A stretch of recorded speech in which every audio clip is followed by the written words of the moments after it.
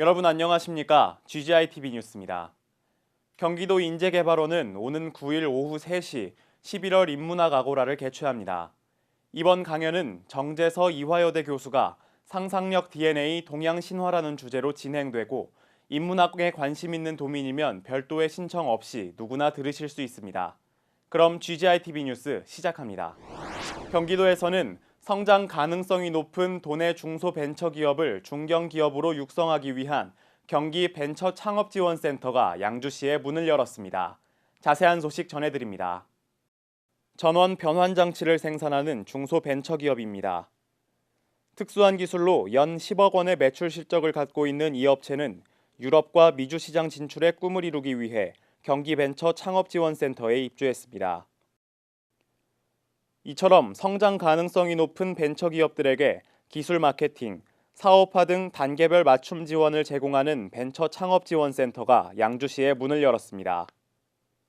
어떤 아이디어를 가지고 있는 그런 아이디어들을 사업화를 하기 위해서 보다 더 완성된 기술 개발을 하고 또 시제품을 만들어 볼 수 있도록 하는 그러한 시설들을 갖추고 있는 곳이 이곳에 입주하는 기업은 36곳, 주변 시세 70% 수준의 사무실 임대뿐만 아니라 11명의 멘토로부터 사업 멘토링도 받을 수 있습니다.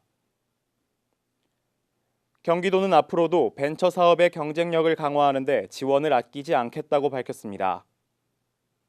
한 해 살림살이를 정리하고 다음 해를 준비하는 경기도의회 제315회 정례회가 시작됐습니다. 내년 예산안 심의와 경기도와 산하 공공기관을 대상으로 행정사무감사를 진행합니다. 자세한 소식 전해드립니다. 제315회 정례회 제1차 본회의를 개의하겠습니다.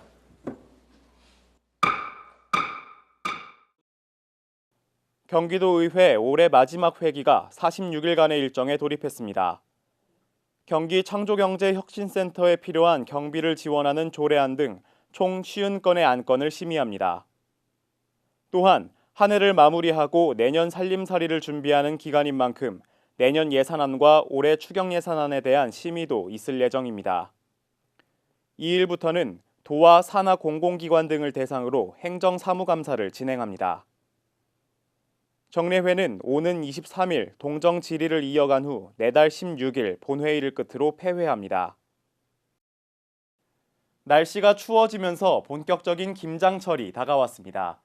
경기도청에서는 지난 2일 사랑의 김장 담가주기 행사가 있었는데요.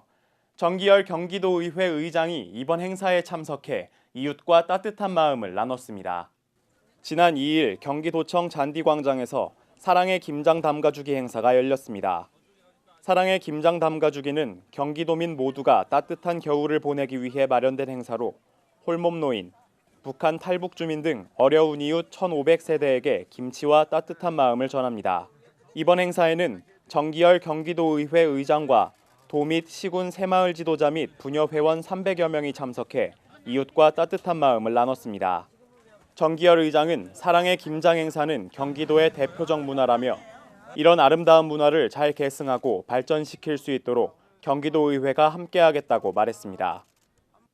수원시에서는 지난 10월 26일 제322회 임시회 제2차 본회의가 있었는데요. 특히 이번 본회의에서는 내년 1월부터 용량이 작은 음식물 쓰레기 봉투를 제작한다는 내용이 관심을 받았습니다. 자세한 소식 전해드립니다. 수원시 의회가 지난 26일 제322회 임시회 제2차 본회의를 열고 9일간의 회기를 마무리했습니다. 이날 본회의에서는 조례안 15건을 비롯해 동의안 7건과 의견 제시의 건, 경기지방조달청 신설촉구 결의안 등 총 24건이 최종 의결됐는데요. 의결된 조례안 중에는 내년 1월부터 용량이 작은 음식물 쓰레기 봉투를 제작한다는 내용이 눈에 띕니다.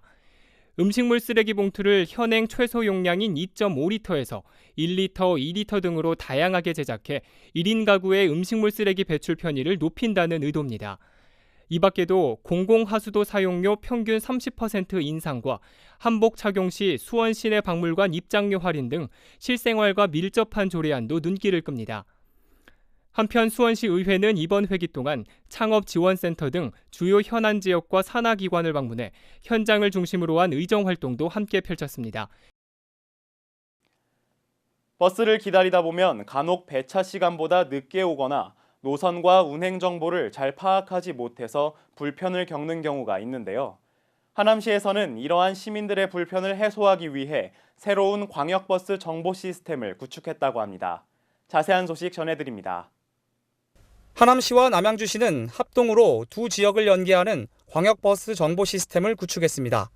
광역버스 정보 시스템 구축 사업이란 지자체 간에 운행하는 버스의 정보 시스템을 광역적으로 연계하는 것으로 매년 국토교통부에서 전국 지자체를 대상으로 공모 후 선정시 국고보조금 30%를 지원하는 사업입니다.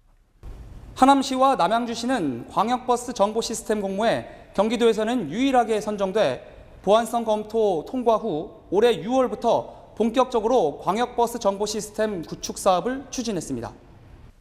이 시스템은 그동안 하남시와 남양주시가 개별적으로 관리하고 있던 버스 운행 정보를 광역적으로 연계할 수 있는 체계로 버스 노선의 운행 정보를 빠르고 정확하게 시민들에게 제공하게 됩니다.